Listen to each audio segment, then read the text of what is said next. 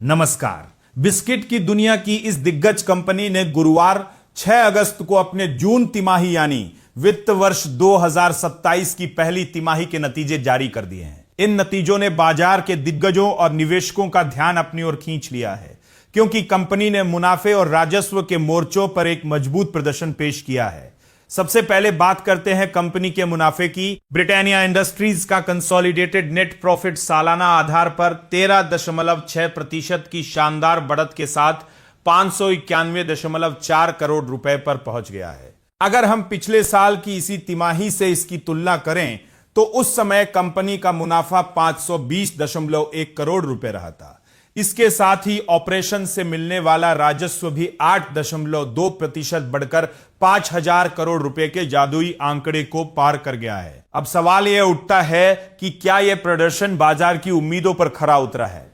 तो आपको बता दें कि ब्रिटानिया का शुद्ध मुनाफा बाजार के अनुमान से थोड़ा कम रहा है। विशेषज्ञों और पोल के मुताबिक 606 करोड़ रुपए के मुनाफे का अनुमान लगाया गया था।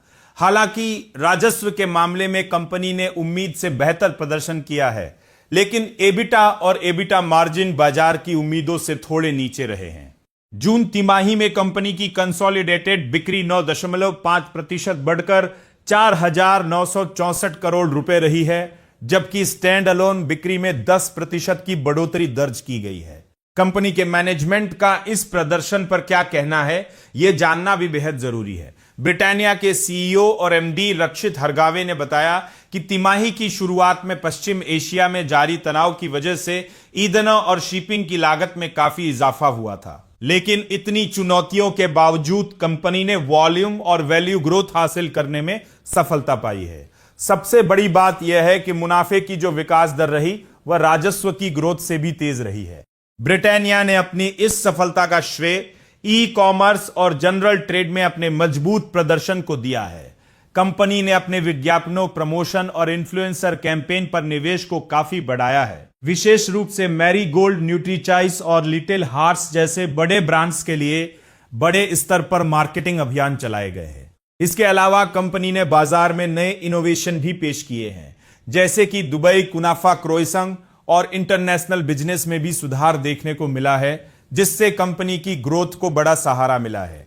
भविष्य की योजनाओं पर नजर डालें तो ब्रिटानिया का कहना है कि वे पश्चिम एशिया की भू राजनीतिक स्थिति और कच्चे तेल की कीमतों पर कड़ी नजर बनाए हुए हैं। हालांकि उन्हें अपने मजबूत ब्रांड पोर्टफोलियो, नए प्रोडक्ट्स और लागत नियंत्रण के उपायों पर पूरा भरोसा है।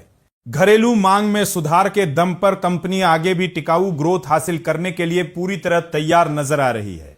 अंत में बात कर लेते हैं शेयर बाजार में ब्रिटानिया के हाल की। गुरुवार को कंपनी का शेयर 0.26% की मामूली गिरावट के साथ 5,430 रुपए पर बंद हुआ।